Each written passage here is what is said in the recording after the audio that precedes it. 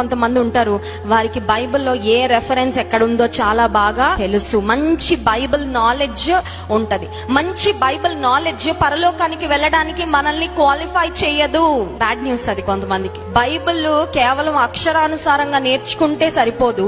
బైబిల్లో ఉన్న దేవునితో ఒక వ్యక్తిగతమైన సంబంధం ఉంటేనే దేవుని రాజ్యానికి వెళ్తాం. హల్లెలూయా. ఒక వీడియో చూస్తూ ఉంటే వేరే భక్తికి చెందిన ఒక వ్యక్తి, ఒక యవనస్తుడు నిలబడి యేసు ప్రభు యొక్క దైవత్వాన్ని గురించి అతడు వాదిస్తూ ఉంటే అతనితో అంటున్నాడు, నీకంటే ఎక్కువ బైబిల్ నాకు తెలుసు అంటున్నాడు. నీకంటే ఎక్కువ రెఫరెన్స్లు నాకు తెలుసు, నీకంటే చరిత్ర పుస్తకాలు నేను ఎక్కువ చదివానని చెప్తున్నాడు. He knows the Bible by word, but he doesn't know the saviour. ఇందులో ఉన్న రక్షకునితో వ్యక్తిగతమైన సంబంధం అతనికి లేదు. సో బైబిల్ నాలెడ్జ్ కొంతవరకే ఉపయోగపడుతుంది, కానీ ఇందులో ఉన్న దేవునితో వ్యక్తిగతమైన సంబంధము మనల్ని జీవిత కాలంలో అలాగే నిత్యత్వంలో ఆయనతో ఉండడానికి కూడా దోహదపడుతుంది. హల్లెలూయా.